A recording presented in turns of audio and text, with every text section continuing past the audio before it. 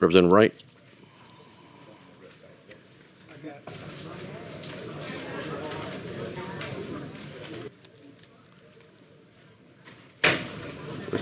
Is Senator Ilg here? I mean, Representative Ilg? Pardon me? You all right? Let's go.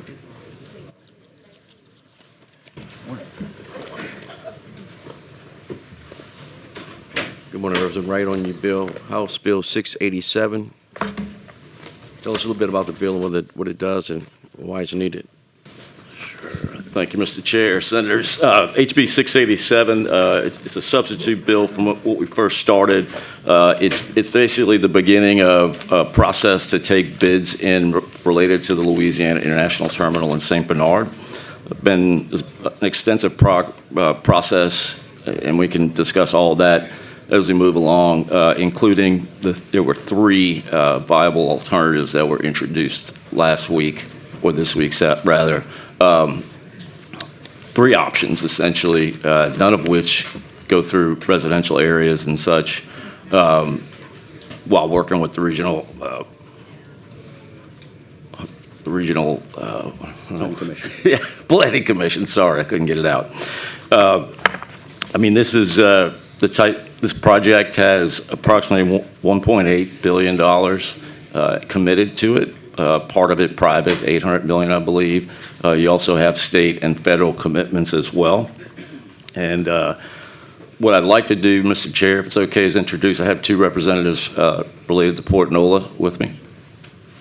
All right, go ahead and introduce yourselves, please. Good morning, Chairman and Senators. Jean-Paul Escajay, Executive Counsel for the Port of New Orleans. Christopher Kane, outside counsel for the Port of New Orleans. Okay. Mr. Chairman, Senators, good morning. Thank you again for the opportunity to speak today. The Louisiana International Terminal represents a transformational investment in Louisiana's trade-based economy. It presents the opportunity to regain ground lost to competing states and maximize the unique geographical advantage we hold through our nation's greatest natural resource, the Mississippi River.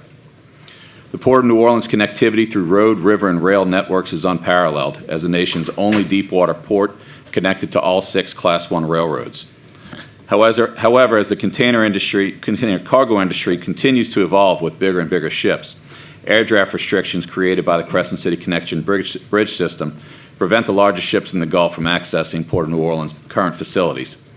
As a result, more and more vessels are skipping Louisiana altogether in favor of other states that have invested hundreds of millions of dollars into port infrastructure in recent years. Louisiana International Terminal is a critical step forward in reasserting Louisiana's prominence in the global supply chain. Located downriver of New Orleans in Violet, it has already garnered unprecedented support with funding commitments of $300 million from the federal government, $800 million in private investment, $165 million in commitments from the state, and $500 million in commitments from Port of New Orleans. It has also garnered letters of support from ports and industry leaders throughout the state, along the Mississippi River system and into the Midwest. It is anticipated to bring over 4,300 jobs and $760 million in new tax revenue to St. Bernard Parish and over $1 billion statewide by 2050. By the end of 21, we had acquired over 1,200 acres of vacant land in Violet, Louisiana. Over the past 4 years, we've been finalizing the design of the terminal and have been engaged in the Corps of Engineers' federal permitting process. Throughout this process, Port of New Orleans has also engaged in vigorous public outreach with 4 public comment periods, 9 open houses in St. Bernard Parish, 2 monthly community advisory committees, numerous community mailers, and regular social media and email communications to stakeholders and residents. We've also opened a community office in Violet to provide accurate, updated information to anyone who may be interested in learning about the port and about the Louisiana International Terminal. These efforts have elicited feedback that has guided the design process and resulted in substantial refinements in response to community concerns. Most recently, we participated Tuesday night in a public hearing held by the Corps of Engineers, in which members of the public, both for and against the project, were given the opportunity to voice their concerns and thoughts. We're hopeful of receiving required permits to proceed to construction in the coming months. Throughout this process, one of the most consistent concerns we've heard is the need for a new, dedicated roadway to facilitate truck traffic between the interstate system and the terminal in order to protect existing local road infrastructure. That concern is what brings us here before you today. The bill before you provides a concise statement of process that would allow the Port of New Orleans to procure, construct, operate, and maintain the St. Bernard Transportation Corridor through a public-private partnership.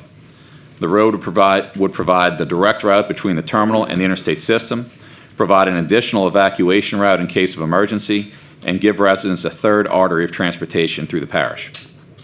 What the bill does not do is expand the port's existing powers under state law with regard to the terminal itself. Those broad powers, including the ability to acquire property in St. Bernard Parish, have been in effect since the board's creation in 1896. Like many large-scale developments today, the LIT project has not come without its opponents. There are 2 lawsuits currently pending involving parish government related to the project. But despite recent statements to the contrary, for over 4 years, port officials have engaged with school board officials, providing project updates and information, requesting and conducting meetings about the project, and attempting to engage in meaningful discussions about the future of a school located nearby the project site for the benefit of the local students.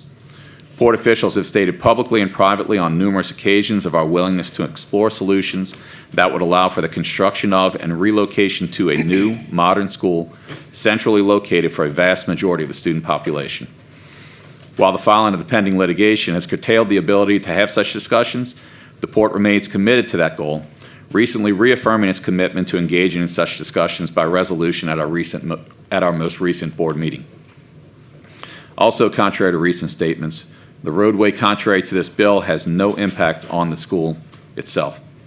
The bill calls for the alignment of the roadway to mirror one of 3 options recently recommended in a report by the Regional Planning Commission, as stated by Representative Wright.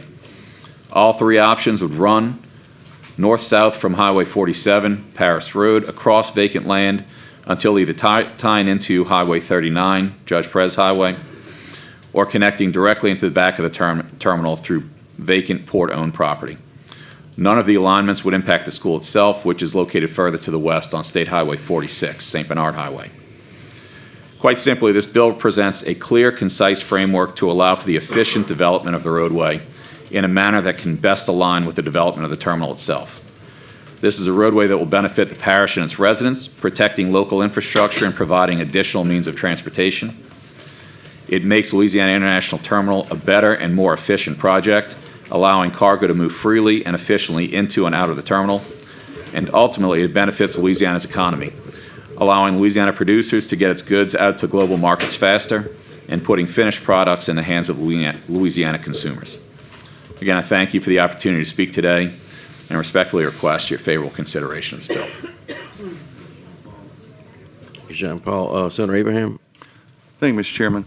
Okay, I was trying to follow you all through that. Now, I think you said the port is not going to operate the Port of New Orleans is not going to operate the port, right? They're just going to own the land. Is that what I'm hearing? The They're port only gonna itself? land.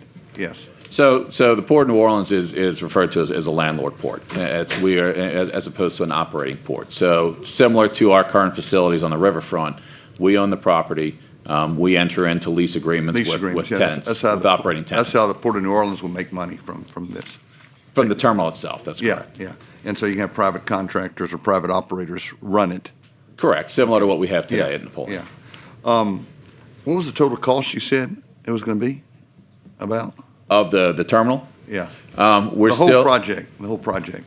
So, well, I just want to be You clear. got the terminal road in the terminal and, Well, the cost of the road is obviously going to depend on the alignment that's ultimately chosen. The 3 options range in length from 5 miles to approximately a little less than 9 miles. So obviously, that can vary greatly because of the length of the elevated roadway. I think current estimates internal were somewhere between $500 and $800 million, depending on the length of the road. I would have to defer to our engineers if that's updated. yeah, I was just trying to, I'm just asking, this is not a trick question. You said you secured $1.7 billion in funding. I see that you had $800 million from a private investor. You had $80 million from another source, and I think $226 million from Infragrant. That's about 1.2. That's about a little over $1 billion. So where's the other $600-700 million that you've secured coming from? So How much did the from state put up, by the way? From the federal government, it's a total of 300. It's mega and infra grants. It was 226 in infra and 74 in mega. So a combined 300 from the feds. 800 million from the private industry to take us to 1.1. The port is committing upwards of 500 million at this point. And then They're committing 500 million, okay. correct. And then through capital outlay money that's been committed through Priority 5. How much is that, do you know? 165 million, I believe. That's in P5 right now? Combinations. Chris, you may know better. Yeah, I don't know the exact allocation, but we can get it to you, but it's in P5, I think. We're trying to get some, move to P1. Look, it's a good project. I'm not saying it's not. I just trying to understand where all the funding's going to come from. And you know, you don't want to go, I'm sure y'all are astute in operating and in planning a project like this, but I don't want all of a sudden you come to a point where you spend all this money and then all of a sudden you come back to the state to make that gap and it's bigger than what you ever thought, and then we're putting it in a bind. But that's what I was just trying to understand, where all the money is. So how much money will you need before you start the project? What kind of commitment are you going to get before you start it? In other words, if it's going to be a $2 billion project, Right.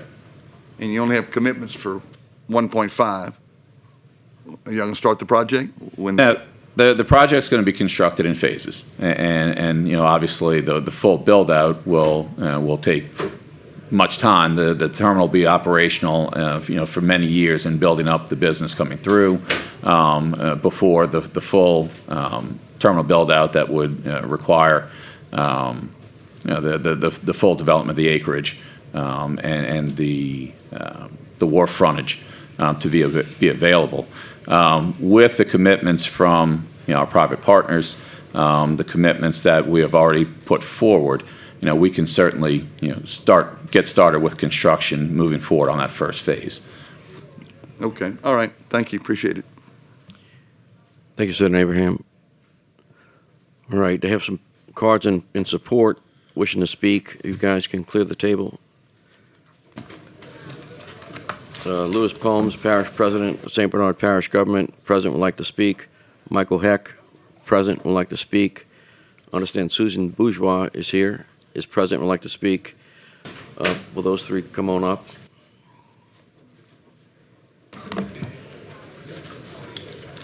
Secretary, we need you to fill out a card also. He's got, Chris has one for me, thank you.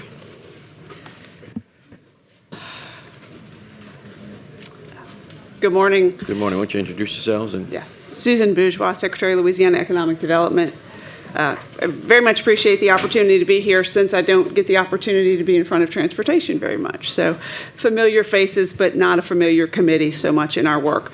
But I think that's an important part of why I am here today, because at the end of the day, this bill is about a road and a road project, but I would like to speak to, just very briefly, to the bigger picture of this, which is the LIT project is incredibly significant to Louisiana's position. Everything we talk about in our department, you know, is under this Positioning Louisiana to Win moniker. And LIT is the first and only greenfield port project in America right now. And I think we have to pay very close attention to what that opportunity really means, our position in foreign trade, our position for all the foreign direct investment that we're already taking advantage of. And so, you know, Michael and we have worked very closely on this. The port folks, clearly Beth Branch, our new CEO there, has spoken to the absolute importance of this project for New Orleans, for the region, and ultimately for Louisiana. So I just wanted to make sure you all understood from an economic development perspective how important this is to us. And I know Michael has a number of the details around that. Great. Thank you. Great. Thank you, Mr. Chairman. Thank you, Senators, committee members. It's great to be here. introduce yourself for the record, please. And I'm Michael Hecht, President and CEO of GNO Inc. And I've just been asked by Governor Landry to help, I guess, perform a similar role that I did on the Super Bowl for this project. And I think it actually is fitting. Just like on the Super Bowl, I've been asked to coordinate all the various stakeholders in a way that addresses concerns, maximizes benefit, because this is really the Super Bowl of infrastructure projects. for Louisiana. It was the governor who said successful execution of LIT is essential to the future of trade in Louisiana. The world is watching. Literally, we have trade organizations and countries from around the world looking at us, and the issue is too big to fail. On the importance of the road, this is something that I think that everybody on all sides of the debate has been very clear on from the beginning. It is the linchpin of the project from a logistical standpoint, and frankly, I think it's fair to say from a political standpoint as well. This road is going to allow the trucks that are going to service the terminal to have free access, which is going to improve the efficiency. Very importantly, it's going to allow those vehicles to stay off of St. Bernard Highway and Judge Perez, so that it's not competing with the cars and the citizens of St. Bernard. And I think it's also really important to say that it's going to increase the egress out of the parish in the need of a disaster evacuation by 50%. So it really is significant in that way as well.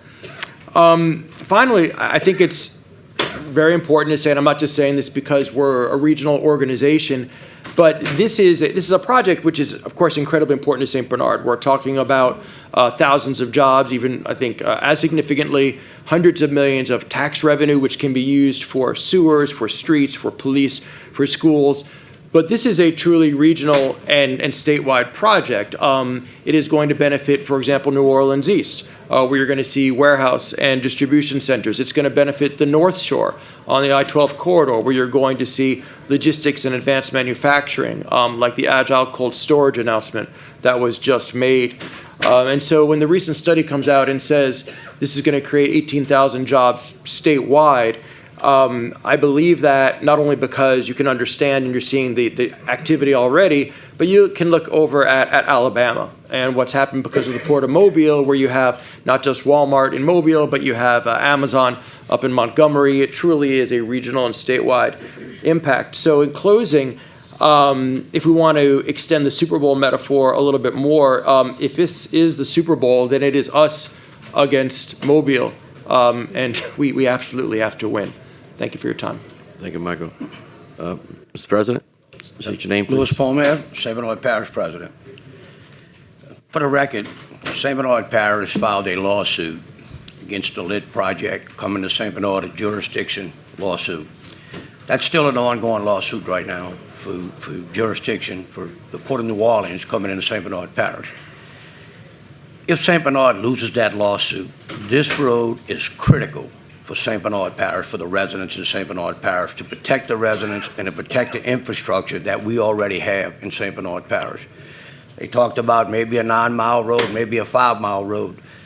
That road would have to be put in place from the location of that port, going north through the marsh, all the way out to LA 47, which would bypass every state highway and every government road in St. Bernard Parish. That would have to be definitely mandatory for that road to be put in place if the port comes to St. Bernard Parish. Before a ship docks and unloads a container, that infrastructure has to be put in place to protect the residents and to protect the infrastructure that St. Bernard Parish owns today. Wanted to make it perfectly clear that there is still a jurisdiction lawsuit against the Port of New Orleans coming into St. Bernard Parish. Thank you. Thank you. You have some questions, I think. Senator McMath. Thank you, Mr. Chairman. I want to say thank you, President Palmer, for supporting this road project that I deem to be integral in what I consider to be the largest economic development project the state of Louisiana has on the table now and has had on the table in the past few years. This project, the LIT terminal, was my first passion project when I sat in that chair for the last several years. And I want to thank Secretary Bourgeois and Mr. Hecht and the governor for stepping up and leading on this issue, which the past administration was not as excited to do, quite frankly. In fact, I think I heard in so many meetings, I don't want to choose between my two children on this issue. And there's no question, no doubt that this location is the location for the future of commerce on the Mississippi River. And it is mind-blowing to me that we allowed the Port of Mobile to surpass us in TEU containerization shipping, import and export, when they don't have the Mississippi River. That is wild to me. And so I want to thank you two. I want to thank the president for supporting the road project, and the governor for taking for stepping up and taking leadership on what is going to be the future of commerce on the Mississippi River. So that's all. Those are all my comments. I want to say thank you. Thank you, Senator. Senator Abraham. Yeah, another bite of the apple, I guess. So we have the Mobile Container Port and we have Houston. So do y'all foresee an increase in container business, or are we going to steal cargo from Houston and Mobile? What's the thought process of how you're going to make money? Yeah, so I will answer that, Senator, from a very high level, and then I will let Michael do the specifics on the container tonnage. One of the things that was the most telling to me when I learned more and more about the significance of this project was that several months ago, when the port was seeking a new CEO and the governor asked me to serve as his designee on that search committee, that process led us to 12 candidates from around this country who are number twos in most cases in every major port in the rest of the country, who were interviewing for this job. And to a person, every single one of those finalists looked at us and said, for Louisiana to ever be competitive again in the port business and in the trade business, lit is the single most important thing you will do. That wasn't from people inside of Louisiana. That was from port experts from around this country. And the importance of balancing our imports and our exports, balancing the actual cargo containers, being able to pull back what we've lost to Mobile and Houston, being able to grow from there. Every one of those components to growth and success ran through lit, according to 12 very wise experts. That sounds biblical. Senator, I'm not one of the 12 princes, but I will. I'm an economic developer. Michael. Thank you, Secretary. So I'll defer to the port on the specifics of the numbers, but let me explain to you at least how I've processed this, just to give a little context. One is that we don't really compete with Houston or Savannah, for that matter, because those are essentially captured ports that are serving Houston and Atlanta, respectively. It's really us versus Mobile, because only one of us is going to serve the middle third of America, essentially the Mississippi River basin that comes up, and all of the communities therein. Obviously, we are, as Senator McMath said, the natural one because of the river, but because Mobile has invested for a couple of decades, they've taken what was a timber and coal port, and they have surpassed us now, as you said, a few years ago. Again, I'll defer on the specific numbers, but I have two general understandings. One is that containerization is going to continue to be the preferred mode of transportation, including many things like bulk items like grain are going to be actually containerized. And because it's the least expensive way to ship items, it is what you're going to see going out throughout the world. And the second is that there are carriers who are currently in Mobile who are not happy there and would like to shift over to us if the capacity were here. So in a long way of saying, I think the answer would be both organic yeah. growth and That's what I was kind of getting at. Yes, sir. I really thought we might be in competition with Houston, but I'll go ahead and take your analysis of that. But I do agree with you that more and more product, especially grain, is being shipped bulk to other countries. And if we don't get into it, then we're not going to be part of it. So anyway, that was a good answer, so thank you, appreciate it. Thank you, Senator Abraham. Senator Carter. Thank you, Mr. Chairman. Thank you all for this development and all that you're doing on it. Mike, I just want to follow up very briefly. You said that some of the customers, clients of Mobile are unhappy there. Give us some examples. I'm just trying to think of ways that we're going to use to try to pull business from Mobile into our region. Yeah, and so, Senator, not to be evasive, but I actually don't know. It would be hearsay for me to say it on record about those particular carriers, and I'll defer to the experts at the port about the specific reasons. That's why. fine. Let me ask it a little differently. Thank you. I know the state of Alabama has been investing into the Port of Mobile for a very long time. Yep. So we're playing catch up. Can we catch up? I guess is the question, and compete. Yeah, and so, Senator, that's a great question. And again, I do want to give a little historical context. For about 20 years, they have been investing through state funds and through appropriations from their federal delegation at an amount into that one port that's greater than our total port priority program every single year. So they were giving more to one than we were giving to all. And that was federal dollars? Both. I think federal and state, the combination. Senator Shelby was very effective, but also state dollars. But absolutely, the feeling is that we absolutely can compete, again, for the reason that Senator McMath said. We have the river. The river serves 32 states and 2 provinces. The significant portion of the grain from the country does come out of our river at this point.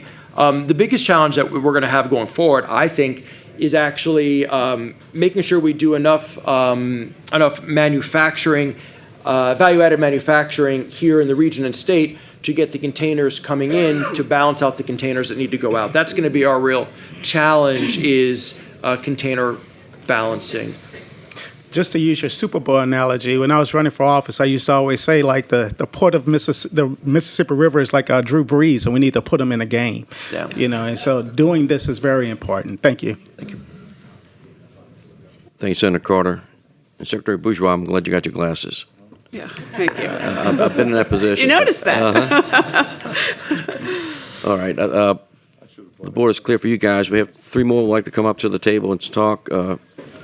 Jack Jensen, Jensen Companies, Harrison Crabtree, World Trade Center, New Orleans, and Jennifer Ruzak.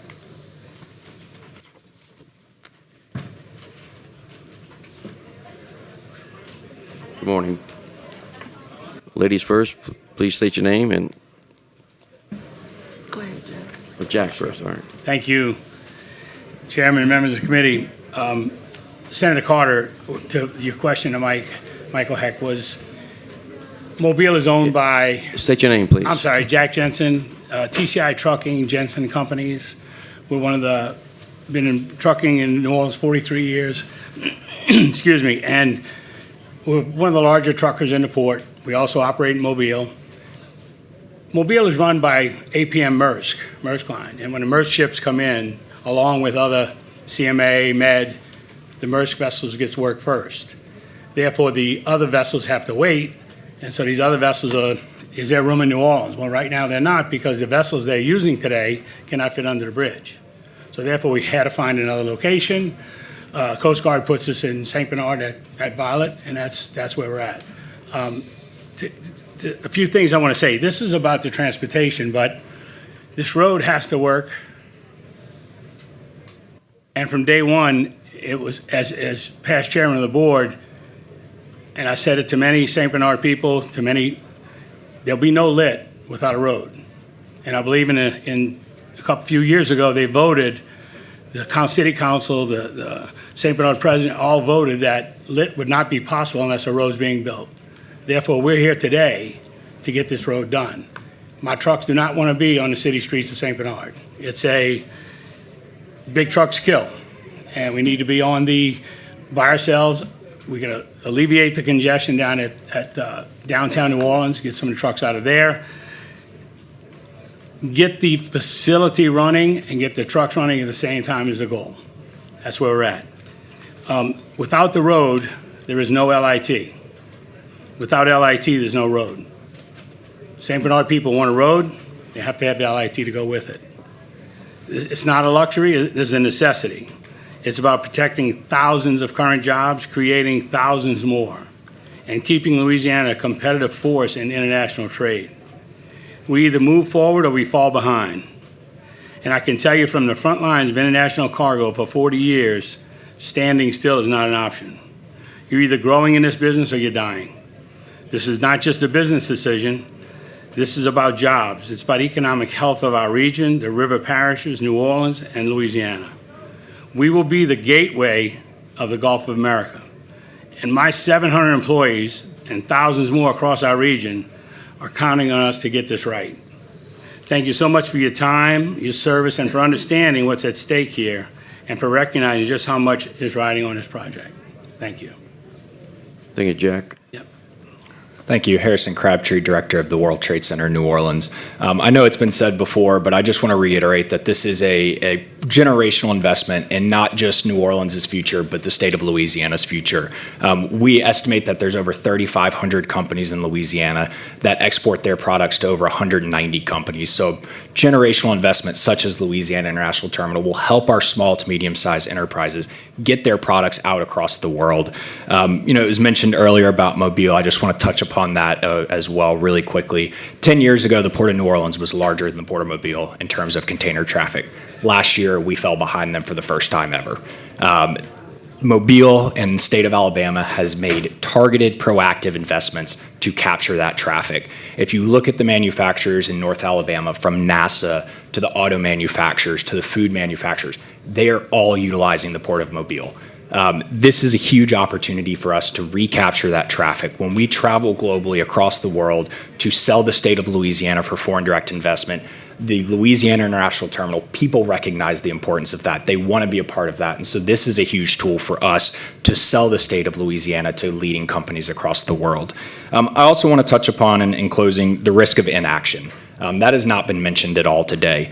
A recent study estimated that if the Louisiana International Terminal is not constructed, that Louisiana can lose up to 10,000 jobs across the state and $205 million in state tax revenue. So the risk of inaction, in my opinion, is just as great, if not greater, as the risk of action. So I thank you all for your time and your attention to this matter. Thank you, Mr. Crabtree. Jennifer? Mr. Chairman, members, Jennifer Marusak, Executive Director of the Ports Association of Louisiana. First of all, I want to make it clear that the Ports Association, when it comes to site selection for projects, we're Switzerland. We're Switzerland. But the site has already been chosen for lit.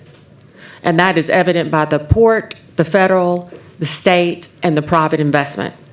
What we're here supporting today is the process, which is what you are voting on in this legislation. You're not voting on the lit project yourself. You're voting on this process to enable the lit project to be successful. And we want to have that process as another avenue for any port to use. And we definitely, as I know Representative Wright has testified before, we don't want another situation like the New Orleans airport, where you have the airport and then you don't have a road to get to it or get out of it.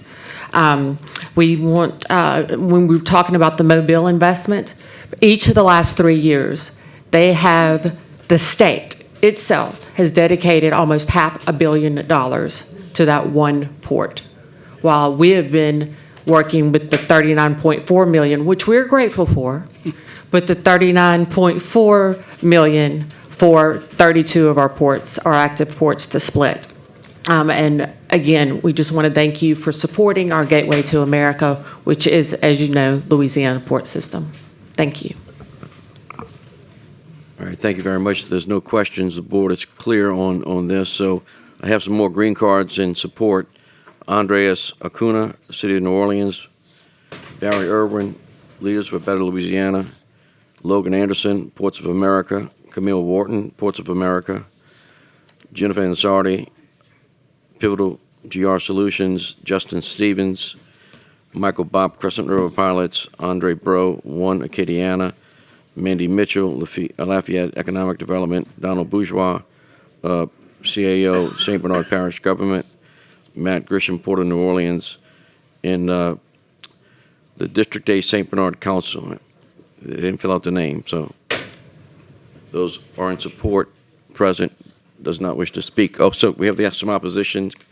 Would have the following individuals: Perry Nicosa, District Attorney.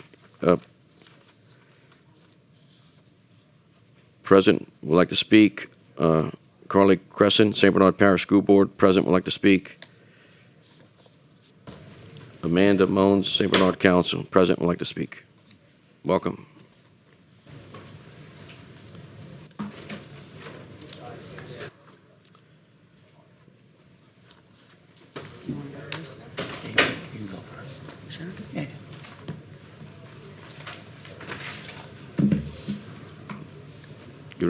Good morning.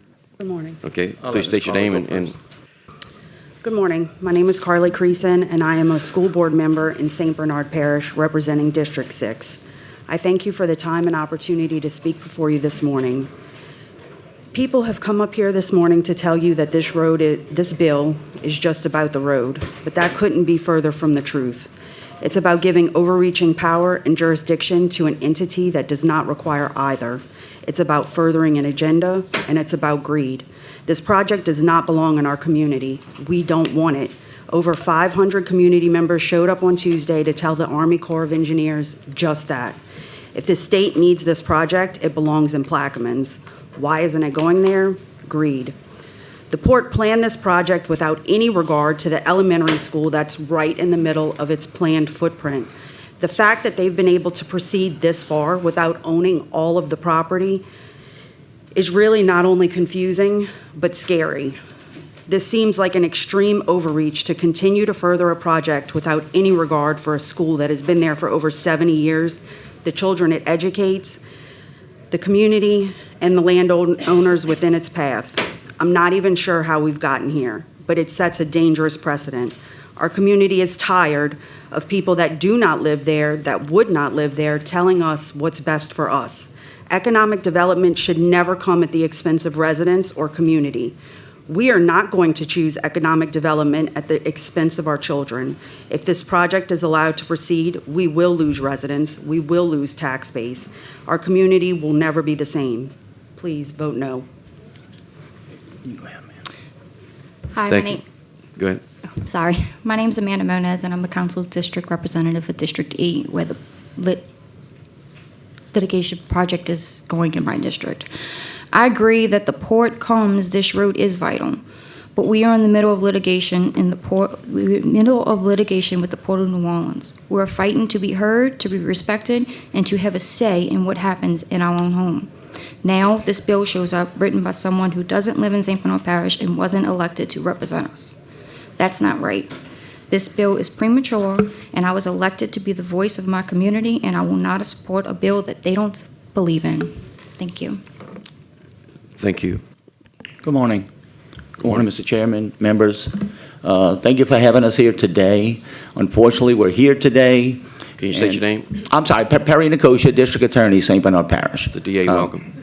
I am usually on criminal justice matters, not before this committee much, but it's a pleasure to be here, and thank y'all for all y'all do for the state of Louisiana. I am here, one, as a resident of St. Bernard my entire life, but second, as the attorney for the school board.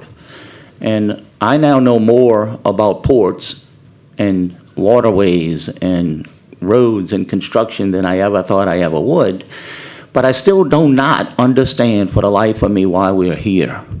And I'm going to begin in 2020, the St. Bernard port transferred land to the New Orleans port in 2020. In 2021-22, the Port of New Orleans went and purchased land next to the land that the New Orleans port gave them, the St. Bernard port gave them. So if you would think about this table as where the port's going to be located, the Port of New Orleans purchased all this land in an area it does not have jurisdiction. In 1992, Sammy Nunez, Ken Odenay, Tommy Warner, in 1992 passed legislation creating the St. Bernard Port Authority. Exclusive, complete jurisdiction in St. Bernard. It was a big deal. The governor came down at that time. The picture is still hanging up. We have jurisdiction. Articles have been written. It's going to be introduced in court. Articles have been written. New Orleans is now a two-parish jurisdiction. Now, they don't believe that, but that's not up for them to believe or not. The proof is there. The legislation is there. The words say what the words were meant to say, and they mean what they mean. But fast forward, despite that legislation, the Port of New Orleans comes to St. Bernard and buys this 1,000 acres of land. And right here, this tablet is 12 acres of a little minority black elementary school that's been there since the 1940s, that educated during segregation all the African Americans from the entire parish, only up until the 8th grade, unfortunately. That site is still there. That school is named after that principal of that Violet Consolidated School, Willie Smith Jr. It's a historical site, and they purchased all the land around that school and never talked about that school. And you know, I call reporters. You don't see an article written about that school. You don't see a news report about that school. And I avoid the news. As a district attorney, I follow D.A. Connick, and he suggested that that's a good way to approach the job, stay out of the news. So He told me the same thing. he told you the same thing. Yeah, it's difficult, but it was good advice. Nonetheless, I have been trying to get on the news for this one particular story, that there is a school there, and we're all pretending like it's not there. So we are building, and by the way, state law, you can't sell a school. You can't get rid of a school if it's not surplus property. It's not. It's a school. There's kids that go to school there. And I went to school there. I went to middle school there. Most of us all attended that school if you lived on the eastern end of the parish. So that's, for many reasons, why I started out saying I still do not understand why we're here. Tuesday, I was in front of the Army Corps of Engineers. And I looked at the Army Corps of Engineers. And I'm like, show me a facility. Show me a port where there's a school in the middle. Show me a port where there's a school even next door, 100 feet away. You cannot build a facility like this with a school in the middle. And we can continue to ignore the fact, but they're not selling a school. We've got school board member, we got a school board member here. We've got our school superintendent here who's going to speak, and she spoke to the Army Corps of Engineers. And it's been planned like this from the beginning. It's just not good planning.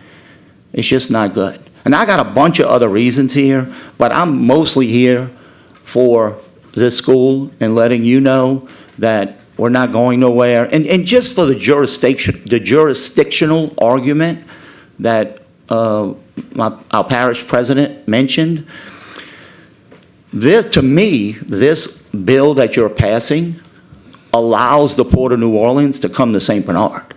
This is a jurisdictional bill. And I think the port's going to use this against our own parish president who's supporting it. He's supporting a bill to allow the Port of New Orleans to come and build something and operate a road in our parish. Well, that is called jurisdiction. If the state of Louisiana passes a law allowing a political subdivision into another parish, you are giving them jurisdiction to be there. So if they're going to have jurisdiction for that, they're going to have jurisdiction for the facility. So that litigation, unfortunately, our parish president is working against, in my legal opinion. Would you take a question? Yeah, sure. Okay. Senator McGrath.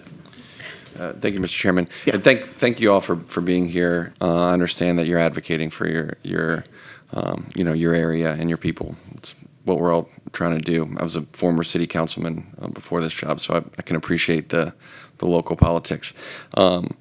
Question, Mr. Perry. I know this. Nicosia. Yeah. Was there an offer made to purchase the school? We received a letter last week because they knew we were coming here.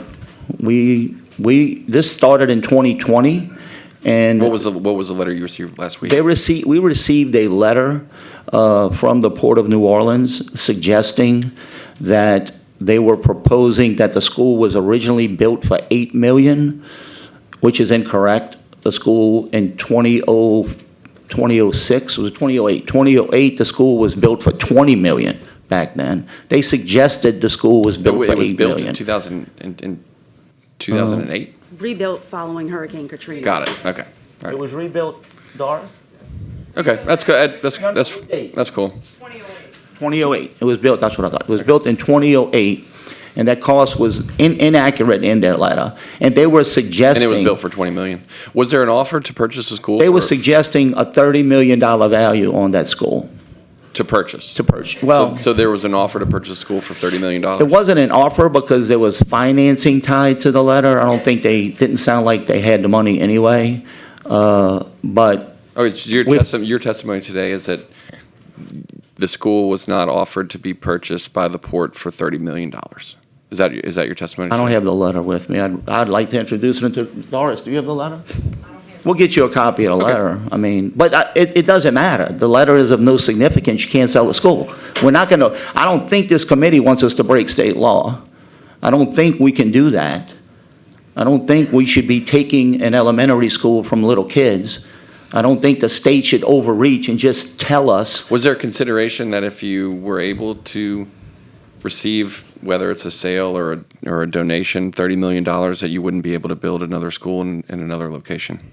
That's not even half of the cost of what that school would cost. But the school was built for $20 million in 2008? That's what I was told by Okay. our superintendent. Thanks in the math. Go on. Yeah, okay. But when we talk about cost and money, Senator, you brought up some good points because, this, and I think the tone of a lot of these discussions are about mobile, right? And you got two kids, you got to pick a kid.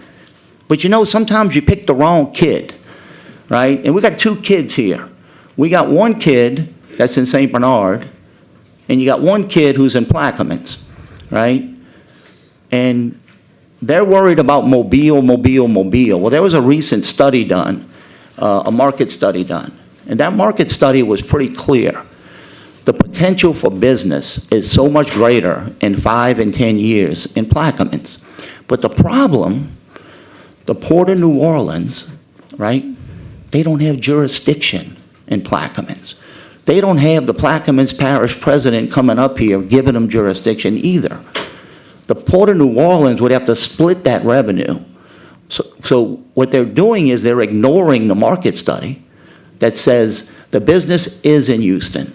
We're going to go build, and by the way, this is not a $1.8 billion terminal. Lieutenant Governor Nungesser has suggested there's documentation and sent a letter saying it's a $3.8 billion terminal cost plus the road. So you're looking at over $4.5 billion to complete this terminal. And as of right now, 500 million tax dollars, government money of 500 million is going to be spent on the wrong kid. Because if you pick the other kid, Plaquemines, 0 tax dollars. I can have the deal signed next week.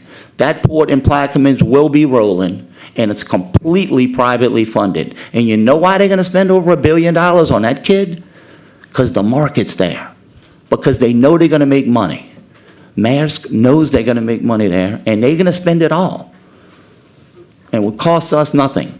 So you see, we're picking the wrong kid. So let's be smart, Louisiana. Let's not let the almighty Port of New Orleans come and tell us what to do when it's the wrong thing to do. So I'm not the financial expert. I'm just absorbing what other people are telling me and reading for myself. I would encourage you all to do the same thing. Let's pick the right location. Let's pick the right kid. Thank you. Any questions? No, I think we're good. You can clear the table. We have, I'm sorry, Senator McMath. All right. I got a question. Second bite of the apple here. So are you aware that the Port of Plaquemines does not own any property along the Mississippi River to build on a container port? That they do not. They do not own the property. No, but Are I you know. aware of that? I know Are the you deal's also- ready to be signed. Are you also aware that there would be Well, they don't own this school neither, Senator. with all due respect. rail would be, hold on. They Rail don't own would the need to school. be built to access that that property, a rail extension would need to be built, and it would go through the LNG export.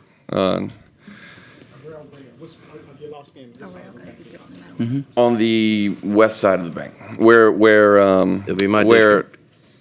your district, where Venture Global is. Are you aware of that? They're gonna do, And that there's they're no gonna do it plans- anyway. And that there's no plans or safety considerations to get a rail in between the actual facility and the terminal for LNG, which is a major safety concern and homeland security concern. I've actually seen the proposal, and it's waiting to be signed. Right.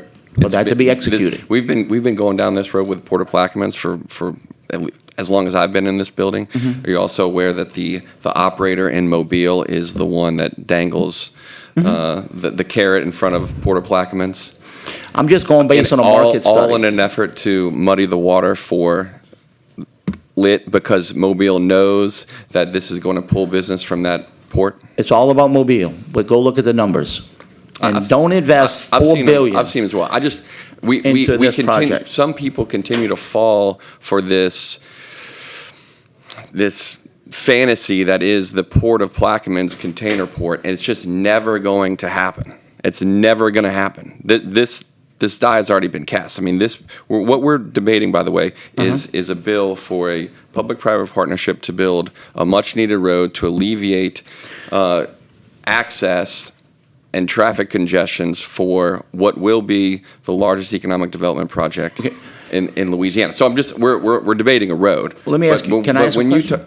No. No. I'm talking. When you talk about this picking between one child or another, this is the same BS that we've been hearing for 5 years now, and it's just simply never going to happen. The Port of Plaquemines is never going to have a container terminal for all the reasons why I've stated and more. And so this is the project, right? And so to suggest that there's this other project out there is just false. It's just not going to happen. That's your job. That's all. It's not a That's your question. job. It's just a statement. I obviously feel passionately about this because I've been sold this lie for 5 years, and people need to recognize that it's just not going to happen. Why? That's all I have. The states can already build a road. The Louisiana Transportation Authority can already do this. Why are we going to let the Port of New Orleans build a road, collect all the money from the road? The state gets none of it for 50 years. Look what happened in Belle Chase when that private investors, messed up. It's complete gridlock in Plaquemines because the state should oversee that. The state should be the one who does this. This is a bill that takes where you are, removes the state of Louisiana from the equation, and gives the Port of New Orleans the authority to completely, for 50 years, do what they want with the road, build it how they want it, keep all the money, and why not the state? The state can do this. Okay. I suggest it's a jurisdiction bill, but thank you for your Thank you time. so much. We got several more cards, so please clear the table. I want to call up Rep. Mike Baham, District 103, Millie Harris, St. Bernard Parish School Board, and Sidney Torres. All in opposition would like to speak.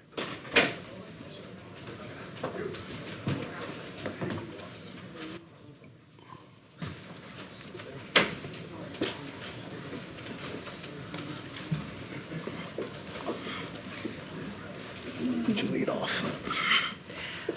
Good morning. Hi, good Welcome. morning. My name is Millie Harris. I'm School Board Representative, District 8, St. Bernard Parish Public Schools. I represent Miro, Louisiana, and a portion of Violet.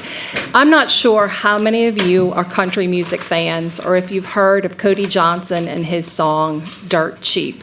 But in that song, he explains how two businessmen approach a loan farmer who has refused to sell his property. And they try to convince him to sell his land so that they can complete a wonderful economic development. And he explains that over there is where my best friend is buried. Over there is the white oak tree where my wife and I were married.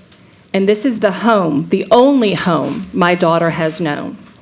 This bill is not just about a piece of transportation, which they falsely say will help commutes in St. Bernard Parish.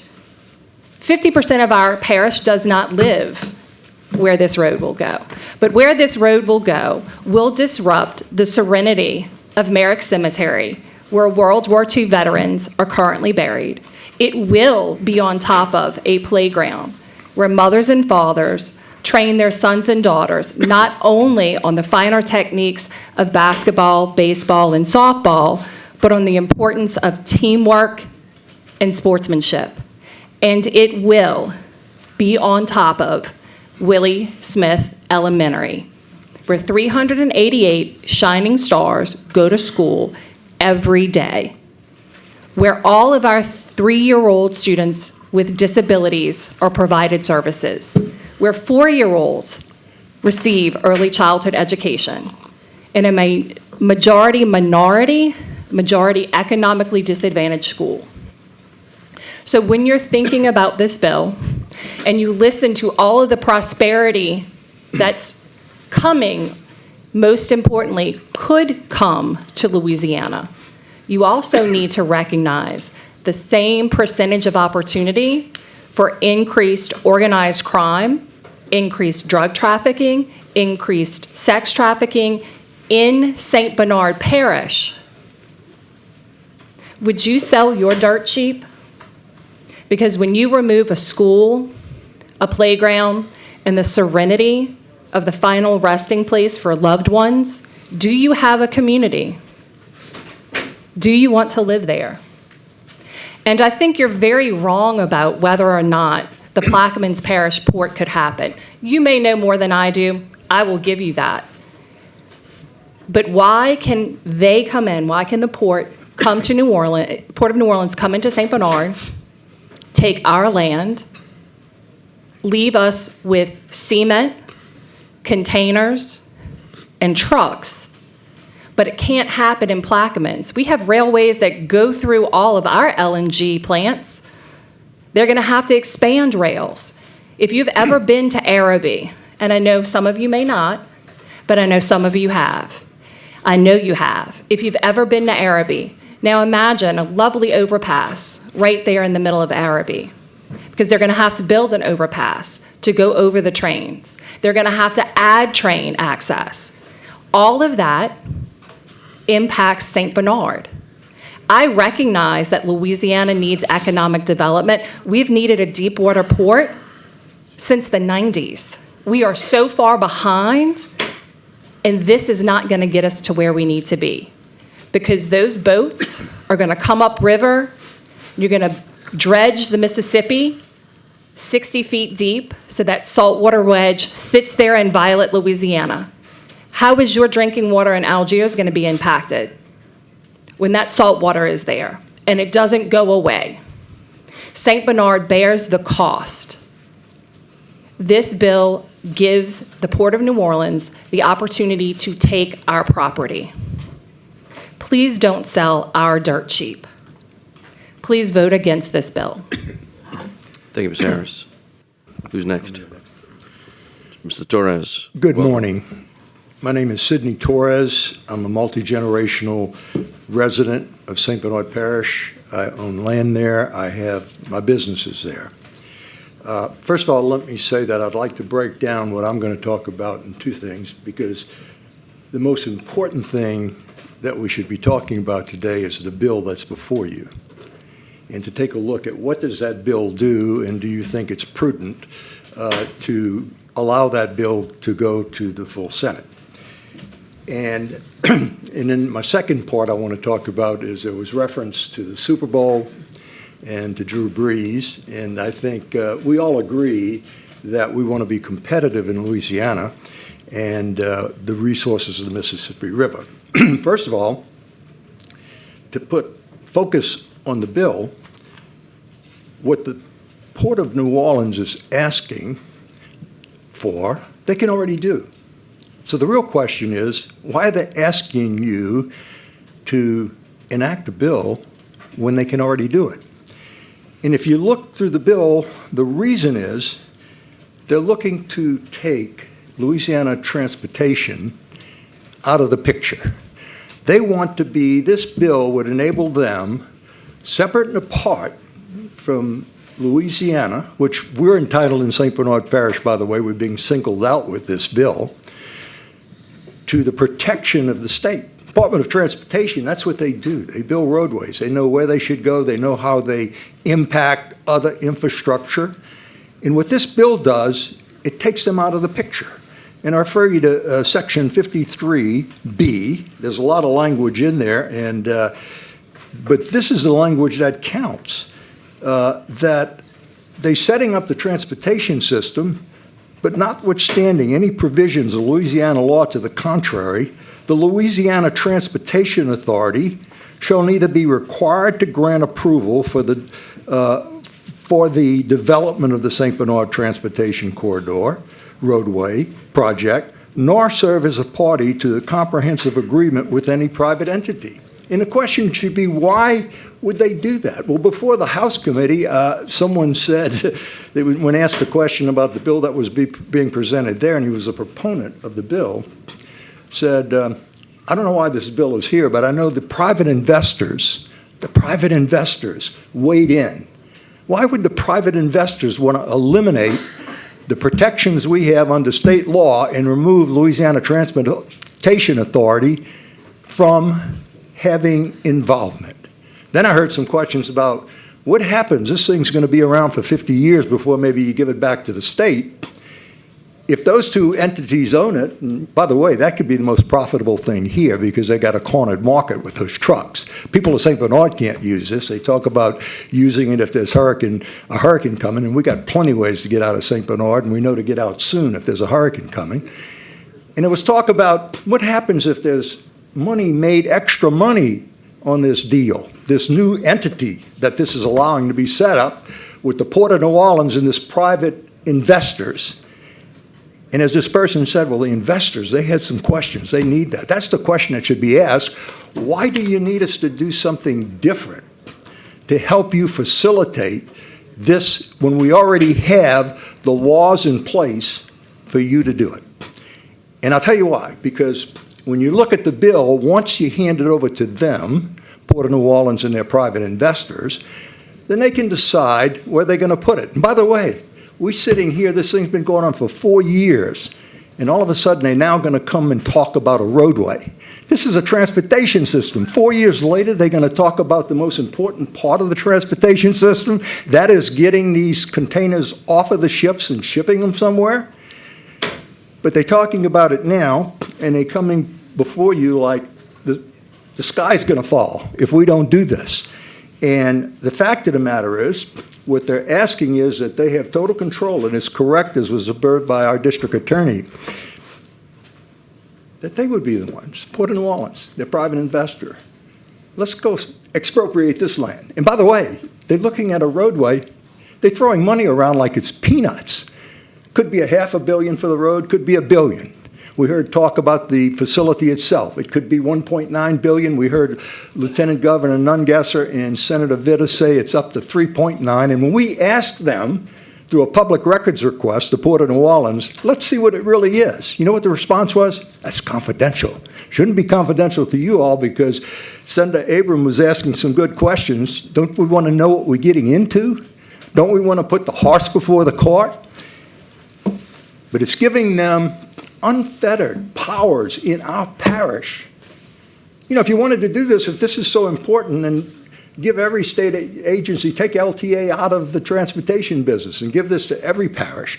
Don't do it to St. Bernard, because I'll tell you what's going on in St. Bernard, and I'm going to go to the issue of the Super Bowl.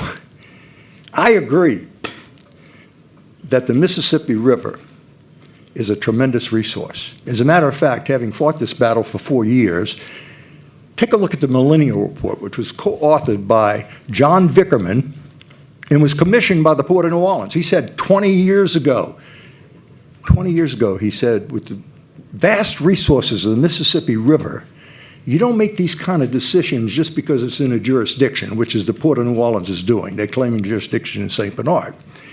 And he said in that report that we could be a world-class port downriver, no further up than mile 50. And what we should be talking, and that's a separate debate, by the way. I'm only addressing it because most of what was talked about here is how great this is financially. And it's like you're going to build this multi-billion-dollar facility that's going to have tremendous adverse impact on a community. And what we should have here now is, yeah, we could talk a little bit, but you should have the experts, not somebody else telling you what the experts say. And I can tell you, we, St. Bernard, brought the expert in to say that it belongs downriver. Now, shouldn't there be an opportunity to debate that before decisions are made on where we go forward? They're asking you to give authority on a roadway they don't know if it's going to cost $500 million or $1 billion. Shouldn't we be doing that first? So I agree. We all agree in St. Bernard. And those of us who've been fighting this thing and have done the due diligence appeal to the state, to you all. Before you go to, by the way, this bill shouldn't go forward because they can build the roadway the right way, the legal way, under the law that we have now. What the debate should be is to have the experts sitting here, to have the proponents from Plaquemine Parish to talk about the resources they have to build a port and make the decision in advance. Don't get caught up in a situation where they want $1 billion now, $2 billion later, and that's the debate that should be being had. Thank you. And let me tell you what my take on the Plaquemines Parish. I represent Plaquemines Parish. I represent the West Bank. The Regional Planning Commission did a study about rail going from Plaquemines Parish that ended at 4th Street and Peters Road. Right. These are mile-long trains, and they have no study that goes from that point by the Harvey Canal. They have no plans on how to cross the Harvey Canal. They have no plans going through Barataria Boulevard and Oswego. That's going to block traffic. That study's not there, so that's my concern from the Plaquemines Port. Senator McMath has a question. Yeah, can I address that Yes, first? sir. Yeah, Senator Scott, that's a very good question. And that's the kind of discussion that needs to be going on, because I'm familiar with that. Let me tell you, they have challenges in St. Bernard also as to how they're going to get this. And by the way, in St. Bernard, the studies show that they're 75, 80% relying upon rail. It's on the West Bank. It's mainly rail on the West Bank, truck on our side. The 1,700 plus trucks a day going and coming, they're going to dump on I-10. That's going to impact the entire transportation system of Southeast Louisiana. Think about it, that many trucks. So what I'm saying is there are challenges any which way you do it. But this is an opportunity, and there's a lot of money involved. And that's more reason why we're putting the horse before the cart. I know you said they've been discussing all these years, but I can tell you, I know Plaquemine Parish is vying for it. I know they have the resources down there, and those are things that you can question and see if those can be solved. Don't just take somebody's word for it. Believe So me, let's- I have. Senator McGrath. Thank you, Mr. Chairman. Mr. Torres, first of all, thank you for coming and testify. I don't think anybody's debating the fact that a massive multi-billion-dollar economic development project is going to result in more commerce on our roadways. Just want to state that. Yeah. So is it your contention that you would prefer to see this in Plaquemines Parish? My position is this. This would be totally devastating to St. Bernard Parish. Okay. And let me add to that. We had a public hearing before the Corps. And by the way, the Port of New Orleans was vying to get their permit without having a public hearing. We've been fighting this for years. And we heard people speak, and when you hear all of the potential damages that would come to our community, it's compelling. And we're going to fight this all the way with the Corps. And they said it was a long ways off. So yes, I do, because of the devastation to our parish, and that's how we got involved in the dialogue. Look at the millennial. I don't know if you all have seen the Millennial Report. I'm telling you, come up to current times in review, and let them be in the room. The Port of New Orleans has a lot of people here. I know these people. I've dealt with them for years and years. They're very professional, and many of them I know personally and are my friends. But we can't just take their word for it. May I give you one more example? Sure. Okay. I'm sorry. We have a lot of other folks that need to speak. I will. I have a point here, so if I can make it. So this would be devastating for St. Bernard Parish. That's what your testimony is here today. Do you represent the Morrow Foundation? I sure do. And is Claire Gooey the chairwoman of that foundation? Clair? Yes. I'm Rita, excuse me, Rita. Yes. Yeah. I've seen video of Ms. Gouy testifying in support of this port in St. Bernard Parish when the port was looking at the St. Clair site. Are you familiar with that testimony? No, I'm not familiar. I haven't seen the video, but I could tell you I know what you're referring to, and I can explain what was going on. And then, well, hold on. Let me finish.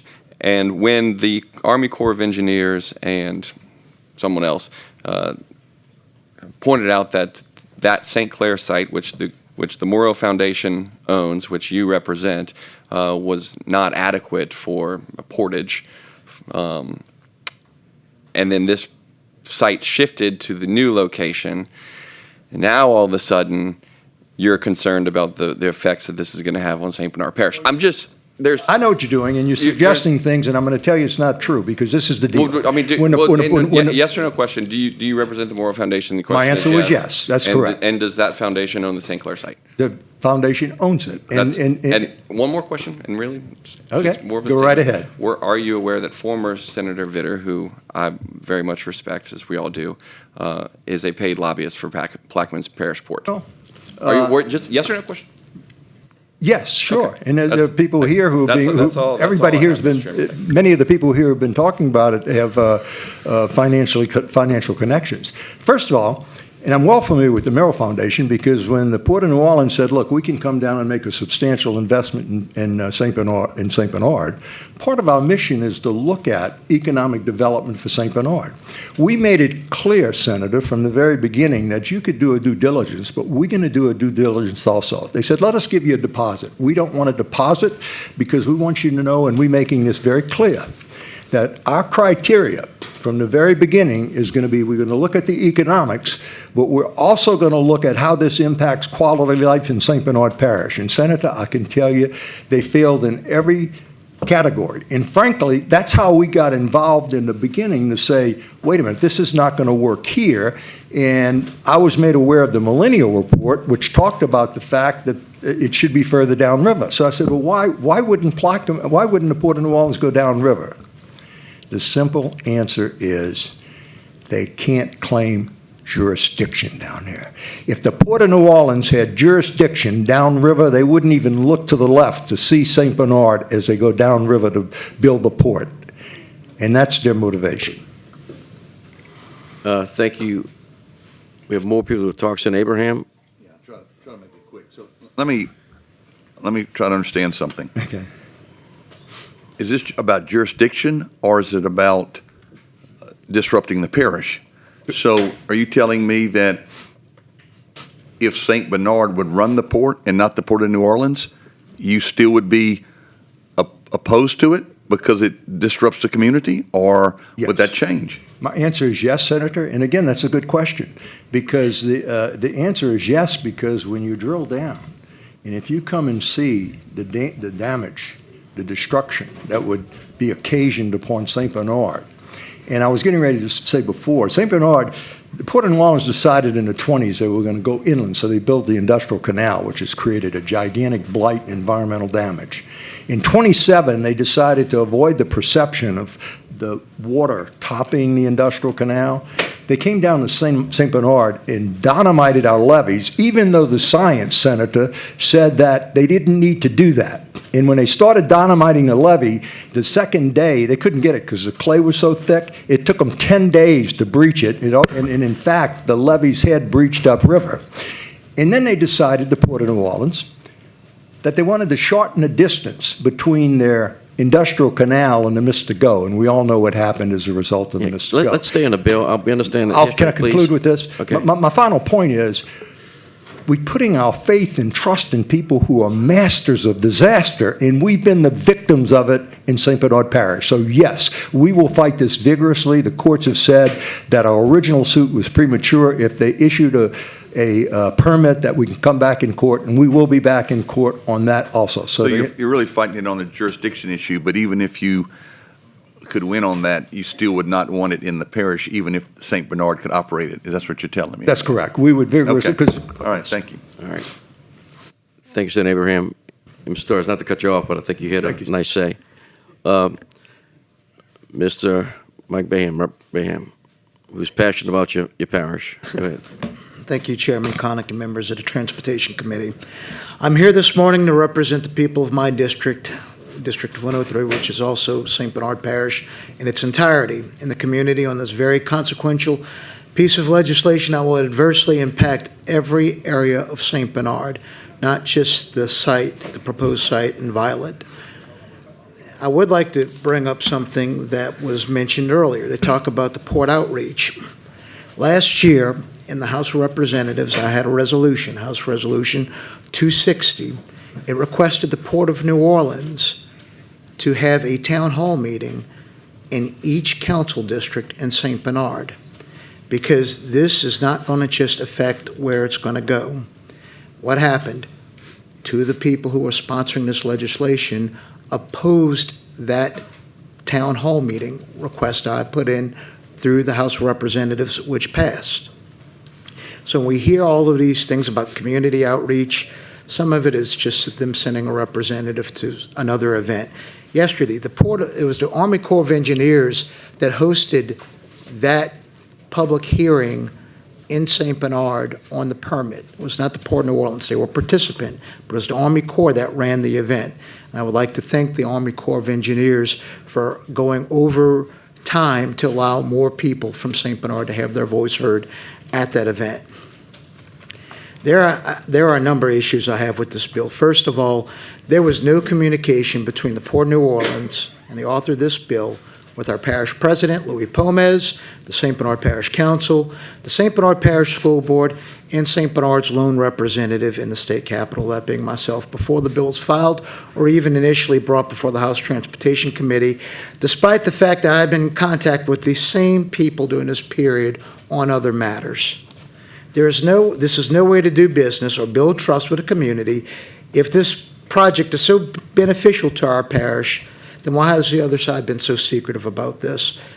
As the representative from St. Bernard, I should have been consulted before this bill was even filed, at least to get my feedback, or as a courtesy notice. I think that would have been appropriate.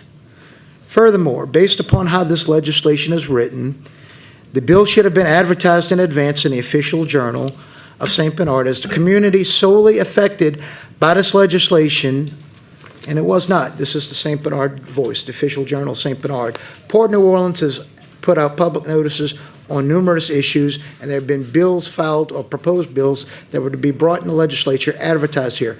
This bill wasn't advertised in the St. Bernard Voice.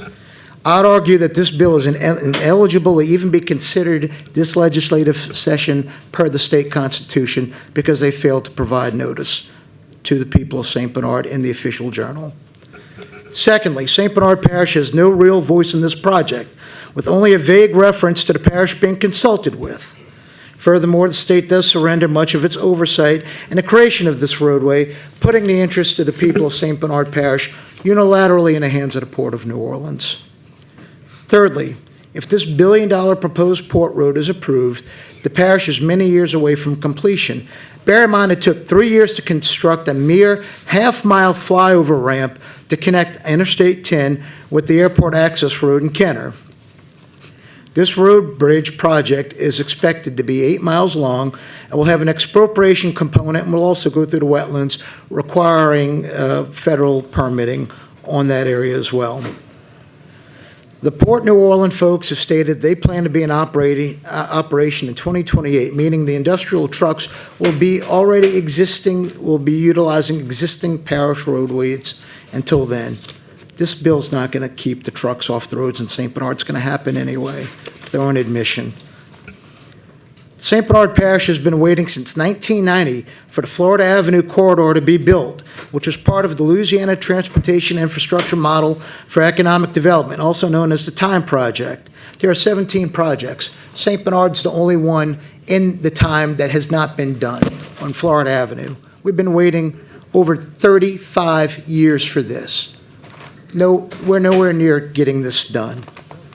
Fourthly, the talking points that this would be an evacuation route for the people of St. Bernard is not only disingenuous, but it's particularly insulting in light of this year being the 20th anniversary of Hurricane Katrina, whose destructive force was further amplified in our parish by one of the Port of New Orleans' great economic development initiatives, the Mississippi River Gulf Outlet. The proposed port road will not directly connect to the interstate, as it's been made to sound like in the media, but it will send all of the industrial traffic onto Paris Road and over the existing Green Bridge, which has only 2 lanes in each direction and no shoulder. An 18-wheeler accident on that bridge can completely cut St. Bernard Parish off from a critical eastern evacuation route. If the state of Louisiana is serious about providing evacuation routes out of St. Bernard Parish, then they would immediately take action to repair the closed and inadequate bridges on Highway 90 heading east towards Mississippi. Just this past weekend, the people of Southeast Louisiana got an early taste of contraflow as traffic was backed up on I-10 East from the Mississippi state line to I-510 by Chalmette. The people of St. Bernard Parish are strongly against this port and the road that will facilitate a project that will turn our community into an industrial yard. That Army Corps hearing had over 560 residents present on the day after Memorial Day. That shows you how passionate the people of St. Bernard are, and it probably would have been more people, but they didn't have adequate parking at the venue. The people of my parish are tired of being run over by the Port of New Orleans, both politically and literally. I ask this committee to stand on the side of the people of the community that is being saddled with this burden and to vote to defer this bill. Thank you. Thank you, Mike. Well said. Would you clear the table, please? And we have some more cards I want to read into the record. Doris Voltaire, St. Bernard Parish School Board. President would like to speak. Fred Englehart, St. Bernard Parish Government. President would like to speak. Robert Bowman, President would like to speak. Would you come on up? And I want to give each and every one a chance to speak, but please do not repeat. You know, we've heard a lot, and if you have something new to say, we want to hear it. But we want to give you your time to speak. We have 10 other bills behind you, so.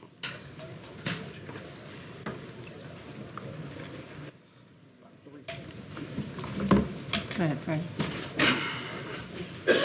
Ms. Voltaire? Okay, I'm Doris Fauché, Superintendent of Schools for St. Fauché. Bernard. Fauché. Okay. Okay, With a Senator V. Connick, Superintendent of Schools for St. Bernard Parish Welcome. Public School System. It's very hard for me not to repeat some of what has already been said, so you're going to understand. have to indulge me somewhat. I have been the superintendent for over 20 years. I became superintendent in 2004, the year before Hurricane Katrina struck. But I've been an educator in St. Bernard Parish for over 50 years. We, after Hurricane Katrina, were totally wiped out. Any of you who are around the area, and I know you are, know that there was not a home church, school, or business that was not affected. My task was to rebuild the school system from the ground up. The school that we have on this particular site that's under discussion, as has been said before, is the old Violet Consolidated School, which was built in the 1940s and was the place where all African Americans in St. Bernard Parish at that time were educated. That has evolved over the years. And on that historical site, we built, after Katrina, when it was totally wiped out, a brand-new school. It was the first building of its entirety from the ground up after Katrina. I don't know if you followed the development of St. Bernard Parish and what we have done after Hurricane Katrina, but we have rebuilt an entire school system. The cost that you're talking about, I know that was thrown out before. We got a letter from the port Thursday or Friday, right before this thing, with really, I'm just going to say, you know, when you get older, you just tend to say things more that are on the top of your mind. Okay. Very arrogant, very disrespectful, and very insulting, saying that it cost us $8 million to rebuild that school, which is totally, I don't know where these figures came from, totally out of bounds. That first school after Katrina, if you remember, those of you who are around, how difficult it was to get contractors out there, to get monies from FEMA, to get coordinated at the state and federal level. We were recognized in state and national publications for the work that we did in rebuilding this. So it was somewhere between $20 to $25 million to rebuild it in 2008. Now, we're talking almost 20 years ago, with what we had available at that particular time. And then adding to those costs over the years with security cameras and technology and everything you have to do in the past 20 years to make that and keep that up to date. And then this offer comes in for $30 million. Now, that's almost irrelevant because I think that was just given to us so that somebody could say this when we came to this hearing today. But when all of this started back in, I guess it was 2020, 2021, you people know this more than I do, probably on the exact dates and how this has progressed over the past 5 years.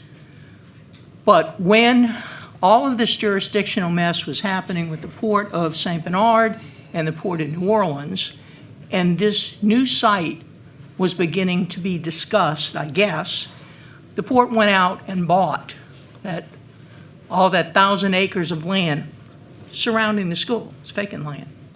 Well, you know, trees and nothing developed on it. With the school right smack in the middle of it. Not once prior to the purchase of that will we even approach to say, hey, we're going to do this, or we're thinking of doing this, and we want to discuss with you something about the school. After all that was done, yes, there were inquiries made, Senator, after that point, but not prior to this happening. And the sort of saying, well, you know, you do have to move this thing. We're going to relocate you. We'll give you some money. We'll move you. And they went into that violent community and made promises to the people who live there that they would build them this beautiful state-of-the-art school, no expense spared. And then coming up with these numbers they're coming up with. You can say it's negotiation, you can say whatever you want. But at that point, this whole process has been so mishandled as it relates to the school system. Let me tell you about the school. When we rebuilt that school, we have, as a prior school board member just said, close to 400 children there, pre-K through the 5th grade. We also have over 50 children, 3-year-olds with disabilities who are serviced at that site for all their related services, as well as our early childhood 4-year-old programs and then a K-5 configuration in that school. We had this public hearing with the Army Corps of Engineers Tuesday night. Will you take a question?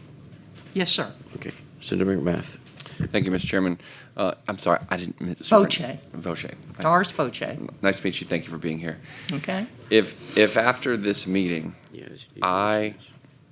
we set up a meeting with port officials and you, and we discuss the relocation and the building of a new school in property that I believe the port already owns in the middle of Violet, where I'm told the community would like that school to be located. Could I help facilitate said new construction of school? I don't represent St. Bernard, but I would love to be able to deliver $35 to $40 million worth of new school funding for that community. 5 to 40 million is a pittance, sir. You cannot build a school. For $40 million? For that type of school that we're talking about, correct, with all of the... Okay, so the answer would be no? First of all, we're in a lawsuit. The DA, Perry Nicosia, got up here and just talked to you about this. So we're in the middle of filing the injunction and going to court. We're being told that, according to state law, we can't even sell the school if we wanted to, and I'm not saying we wanted to. At this point, we don't. So, because it would have to be surplus property. It's not surplus property. How much would a school like that cost in your estimate? In whose estimate? Yours. In mine?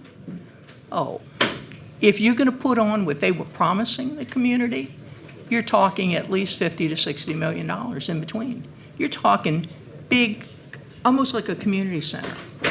You have to know the community and what they think they were promised. Okay. Okay? 50 and what to the 60. people, and that, part of this too, when you talk about jurisdictional stuff, the Constitution and the state of Louisiana entrusts the St. Bernard Parish School Board for all educational programs, placement of where you're going to build schools, where you're going to do what curriculum you're going to use, not the Port of New Orleans to determine where a school is going to be built or what curriculum will be done or what it's going to look like. Was the port dictating curriculum terms? Senator, No, I'm you genuinely can pick asking. and choose my words. I'm using it in a larger context of what the state empowers the school board to do. So if we want to do it in respect to just the Port of New Orleans, it's any educational environment, whether it's, the construction of the school. All right, So we can go thank you so back and much. forth on words We're gonna if move you on a want. little I'll bit. be more careful in how I choose my words then, All right. if that's what you would like. But at that point, Can you wrap up? I'll try to wrap up, but from a, Senator, you talked about the rail issue, because we have a school in Araby near the rail issues that we're gonna have in St. Bernard. You talked about in Plaquemines. They're talking about building an overpass over the rail, 2 of them in the Araby area, which will destroy that corridor with small businesses and such. Just ask New Orleans, when they came in and built those overpasses right in where people are living. So what I'm asking you to do at this point is, we are obviously against this bill. One of the people, I think Representative Baham was talking about the Time Project. I was around at that time. We were promised the Florida Avenue Bridge for an evacuation route in St. Bernard Parish 50 years ago. The only project not financed by this legislature. We're still waiting on that. And that evacuation route that they're talking about, that this corridor would help with, it dumps everything right there on Parish Road. It doesn't even go to the interstate. All right, thank you. All right. All right, Mr. Eberhart? Thank you, Senator Connick. First, let me say thank you guys, Senators, what y'all do for St. Louisiana. And y'all have a very Please hard state your job. name. Please state your name. For the Fred Everhard, Councilman at Large, Eastern Division, St. Bernard Parish. Y'all have a very hard job. Y'all take care of a lot of people's health, safety, and welfare based upon this on this committee and throughout the Senate. Y'all vote on issues statewide.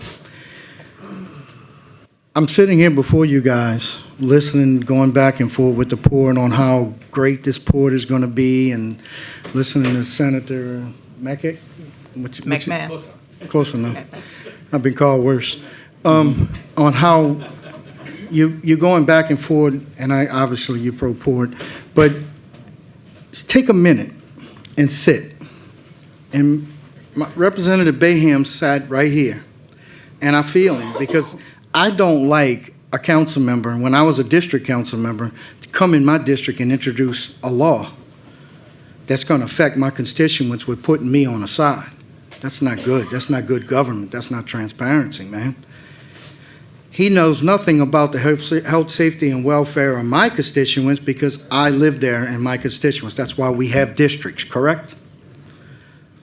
Mr. Wright, with all due respect, stay in your district. Don't come down and try to pass laws that's going to govern St. Bernard Parish. Let us do that.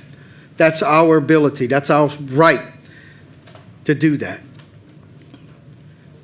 I feel chained up and bonded, and I can't stand that, because if you know me and my constituents know me, I'm a go-getter, and I'll fight any fight they got.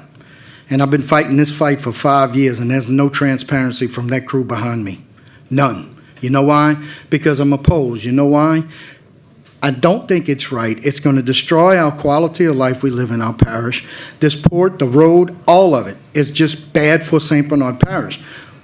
I have that God-given, that right that the people gave me as electing me as their council at large in St. Bernard Parish, representing 46,000 strong, to fight for what's right for St. Bernard Parish.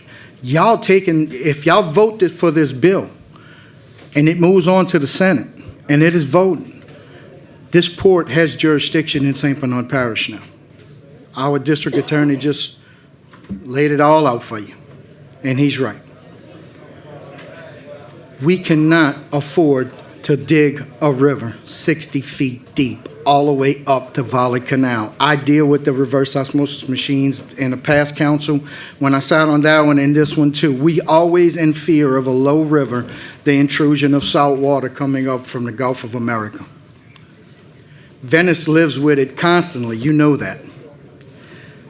How would you like that now, Algiers and Jefferson and wherever else, further upriver, because it's coming, buddy. And it's not nice to live in fear if you don't have drinking water. Water that's so essential for life. And this river, we depend on it. So y'all gonna draft how this roadway passes, gives them the access to build the port, draft that river, at high river and at low river, we have problems that's going to jeopardize the health, safety, and welfare of both Plaquemines, Jefferson, Orleans, and St. Bernard Parish, because when that river levee breaks or the salt water comes up, it don't just affect us now, it affects everybody. Y'all up here supposedly voting on issues that represent the entire state. Please, I've got a whole thing written, and for time's sake, I'm not going to read all that. But y'all got to take in consideration the people that live right next door, because you, my friend, I guarantee you, you would not want this in your backyard. If you do, come move. We got land that's going to be for sale right behind us. Stay in Covington, man. With all due respect. Feel the way I feel, because it's in my backyard. And each and every one of you, I represent every constituent that lives right alongside the back of that port, right on side of Merritt Cemetery, right on the side of Willie Smith School. There's subdivisions, man. Would you want to live there? I wouldn't, because none of these guys that's supporting and pushing this bill, they do not live in New Orleans, St. Bernard Parish. They from New Orleans. They wouldn't want it in their backyard. We don't want it in ours. Protect our quality of life. Vote this thing down for us, man. Thank you. Thank you, Fred. Mr. Bowman? I would like to thank the distinguished panel for the opportunity to speak here today.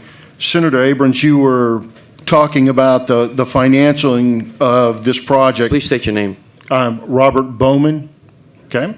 I'm also here representing my wife, Kelly Lee Bowman, who is a school board member with Smith Voce, but we're both elected officials in St. Bernard Parish. And back to the point was, as the senator was questioning the finances behind this project, and there's no definitive really answers that are there. Anytime an organization tells you it's too big to fail, you need to be shocked to your shoes. Have we heard this before in the financial community with the legislation too big to fail, when the banks failed, when all of this went and transpired before? Too big to fail scares me. Some other points that I haven't heard addressed today is the ecological impacts to our parish. They're talking about building a roadway over a marshland, okay? That marshland is connected to the intercoastal waterways, to our fisheries, to our everything. Imagine one spill of chemicals into that water. Imagine the runoff from this port that's going to be pumped into our estuaries.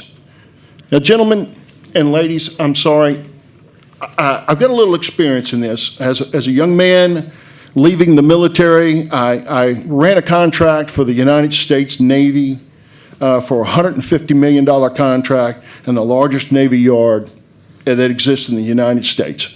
We had to sign off on environmental guarantees in that contract. We had to sign off on all types of environmental impacts. So we're talking about particulate matter from diesel engines. We're talking about all types of chemical spills. And let's go a little further than that. Let's talk about the security risk that a port brings. We just had this major issue in Orleans Parish. We just had an attack in Orleans Parish. You want to drive that type of attention into our community where, quite frankly, we don't want it and we don't need it. But I would ask you also to take in consideration the traffic and all the things that are going to be issued. My wife just recently had a valve repair on her heart, okay? And because of that, she developed a pericardial incident where the lining and sac of fluid around her heart, we had to rush to an emergency room to get it done. St. Bernard Parish doesn't have a Tier 1 medical facility that can handle that. So where did I have to go? I had to go to Jefferson Parish, to the main campus, all right, to transport someone who's in a cardiac situation from there all the way to Jefferson Parish. Now imagine the increased road traffic.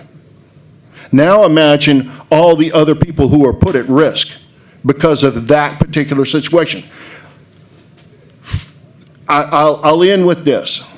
I've heard a drumbeat of the opportunity it's going to bring to St. Bernard Parish, the amount of jobs it's going to bring to St. Bernard Parish, the amount of income that's going to bring to St. Bernard Parish, and I haven't heard anyone address the elephant in the room.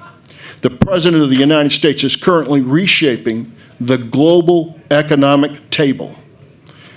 And next month, the journal that estimates, the American Transportation Journal is telling us we're going to see the largest decrease in container activity in history.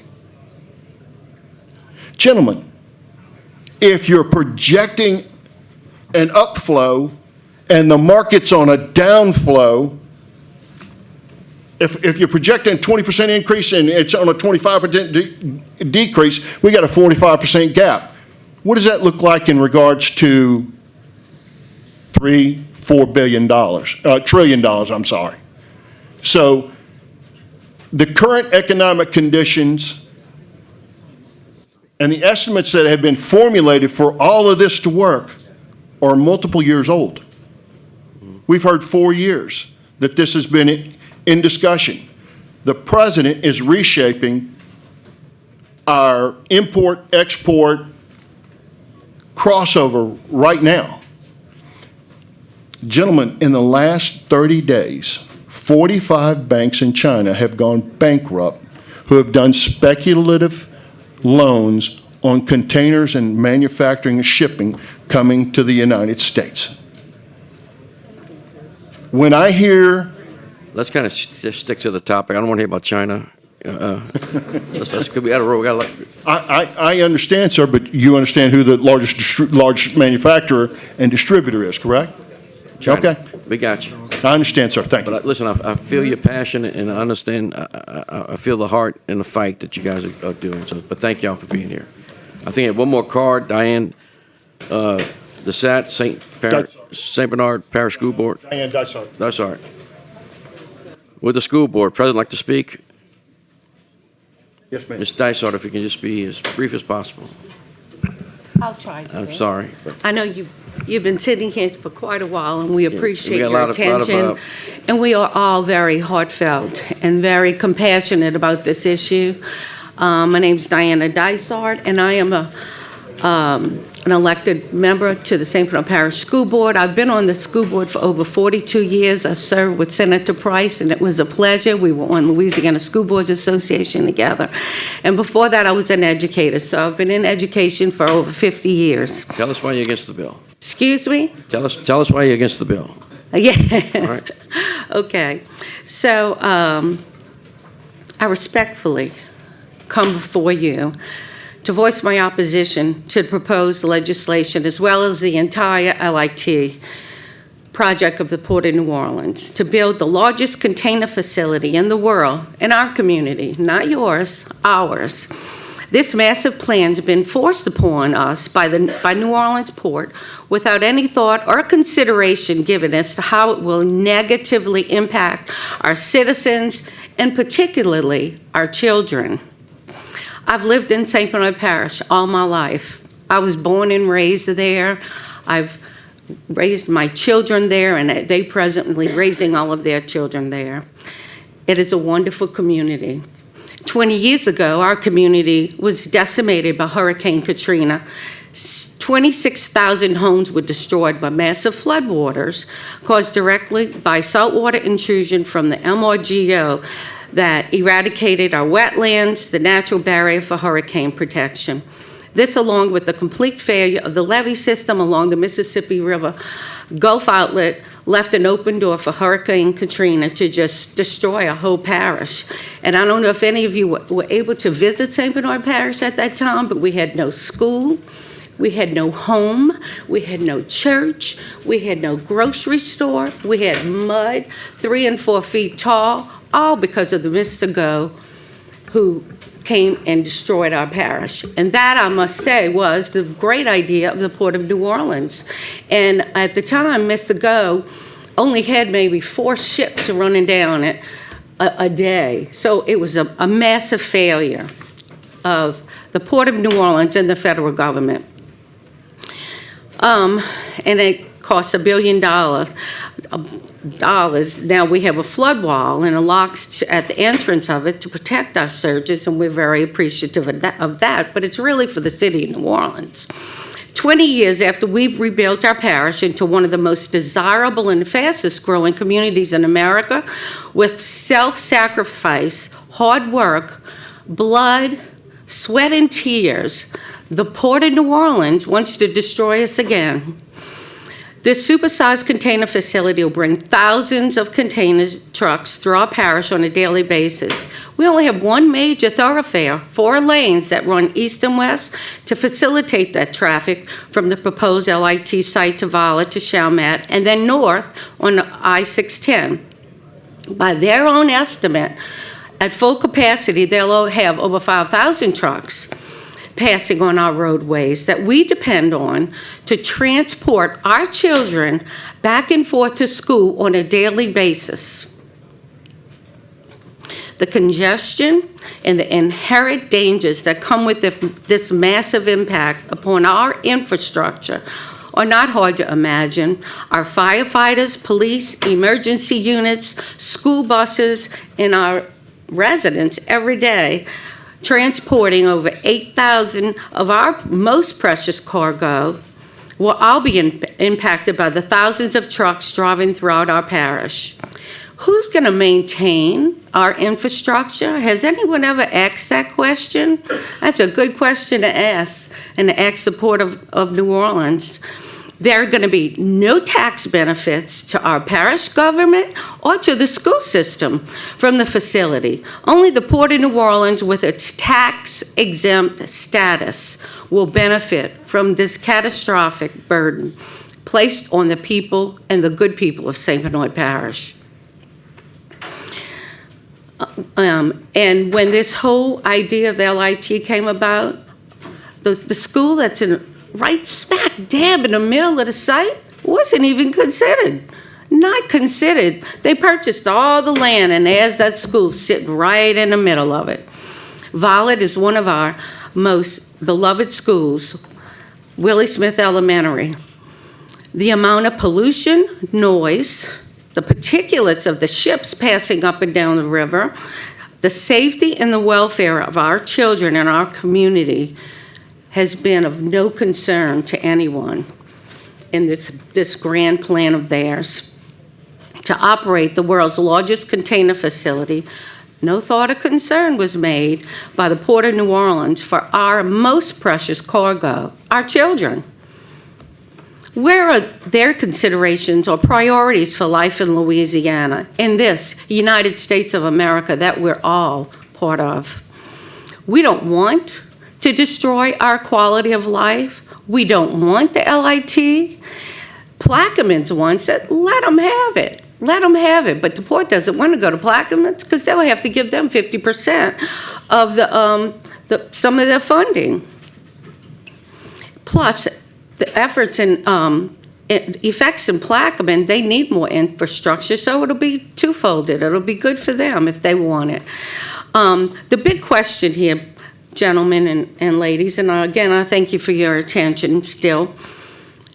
The question of the corridor that we're hearing about, we were at a meeting last night, Tuesday night in the parish, and let me tell you something, over 500 people, they were angered because our whole parish is going to be destroyed. The question of the corridor just came up recently, but there's still a question, who's going to pay for that corridor? I heard from a couple of weeks ago, was it last week, in the legislative session, that it's going to be private, it's going to be a PP3, partnership and government. How many partners are going to build a bridge ahead of time and then think that they're going to get the money back in a timely manner? And I heard, oh, they're going to get tolls from this bridge, and only the truckers are going to be able to use it. It's not going to be a hurricane All right, let's wrap it up, if you don't mind. Okay, but where's the money going to come from? From private industry? We've been hearing about that 40 ARPA corridor for not 30 years, over 45 years, and it still has not come to fruition. So again, I ask the question, where is that corridor going to come from? But even if that corridor does come, in years and years to come, you still have 5,000 trucks going in and out of our parish. You have to pass railroad train. Then we get stuck by the St. Claude Bridge and the Claiborne Bridge that are being worked on at the same time also. And then the Green Bridge that sometimes is open and sometimes it's not. St. Bernard Parish is just, we're tired of being the low-class citizens that nobody considers. Why did the LIT choose to put their large facility in St. Bernard Parish? All right, thank you. And I'm sorry, we just, it's very, very frustrating. Again, we built up from 20 years ago, and I wish some of you would have seen what we had to live in. We didn't even have electricity from August 2005 to February. And then blood, sweat, and tears. A lot of people didn't come back to St. Bernard Parish. That's true. That was talked about at the meeting the other night. But those of us who chose to come back, we could have gone to St. Tammany, we could have gone to other places, but we chose to go home and rebuild. And we don't want to destroy it again. And I thank you again for your patience Thank and you. your time, and please, Yeah, please we had a lot consider. of other folks. I have one more I person who wants to appreciate it. talk. Thank you. Thank you, ma'am.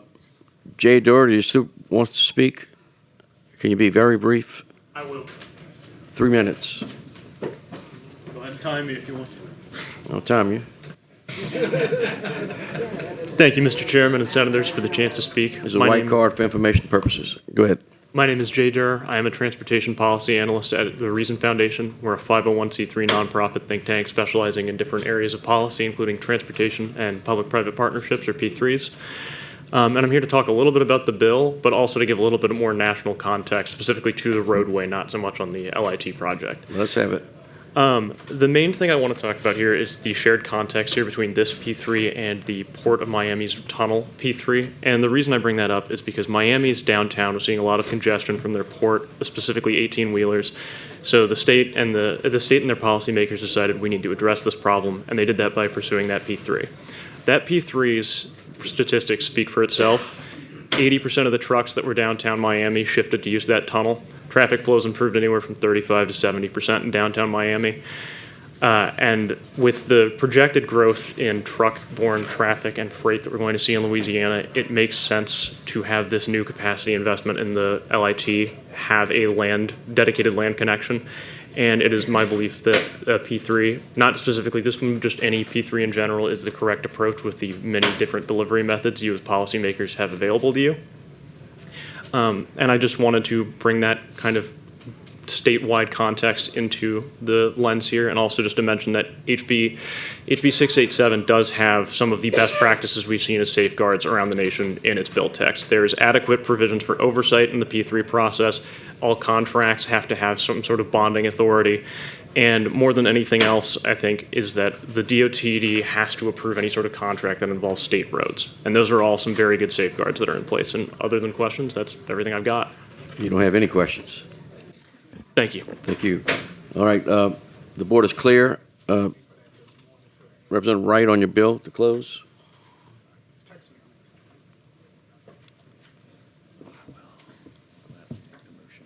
I want to read some other cards. In opposition, Mary Susie Laberie. Opposition, would not like to speak. Lance Lasciardi. And, I can't even know what that is. Lance Maxwell with the Governor's Office in support.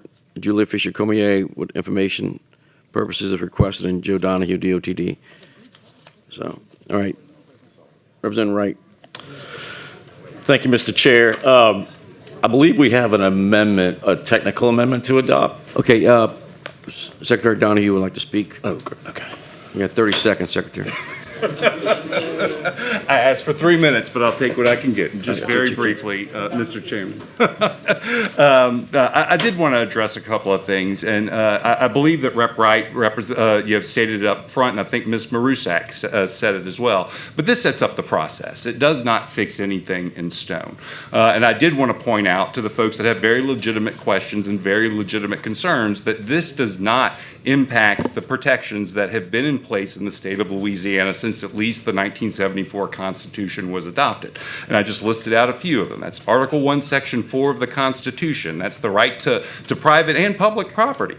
The Uniform Relocation Act under the federal law, and Louisiana's Relocation Act, which has adopted that. Senator McMath, you appropriately pointed out that with respect to the school, it's not about purchasing or selling the school. It's about relocating that facility to a place where it can continue its operations. And the cost, it does not come into account. The cost is what the cost is because the responsibility is to allow that facility to keep operating. There are federal funds that are going towards the Transportation Corridor Project, $15 million earmark, which subjects this project to the National Environmental Policy Act. That has not yet begun because we are in the early stages of this project. So there will be plenty of time for those concerns to be stated, aired, evaluated, and published, and then more comment, public hearings, and the federal government will have the final say on whether those requirements have been satisfied. That's all I want to say. Thank you very much for allowing me the opportunity. I did work with Representative Wright on the substitute bill, and I'm very supportive of it. I think it came out in very good shape. So thank you very much. Thank you for that good information. Also, I have an amendment, a technical amendment on page 3, line 19, joint. It says delete the word joint and insert House Committee on Transportation, Highways, and Public Works. It's just a name change on the bill. It's amendment set 2421. Mr. Chair, if I might, I'll just Can you say explain that? we put it on the floor. The Secretary and I and many others believe that basically the port is going to work with DOTD and St. Bernard Parish and such. Yeah, but we put this explicitly on the floor to make sure everybody realized that the port is going to have to come to both transportation committees to get approval before they move forward. That's simple. Yeah, all right, I'll offer that amendment. Any objection? Senator McMath? Just I'm not going to give you, tell you strategy points. You've been here longer than I have. But if it's not a necessary amendment, I would just question whether we want to subject this to potential conference committee and concurrence and conference committee. Just we adopted it on the House side, and this was just a change of language, of like one little bit. So I mean, we can talk about it after if you'd like. Yeah, let's withdraw. We can deal with it on the floor if we need to. So we're going to withdraw that amendment. Senator, anything else? Oh. All right. So we're not going to. Representative Wright, on your close. Thank you, Mr. Chair, Senators. I know it's been a long hearing itself. Just a couple of things before you vote.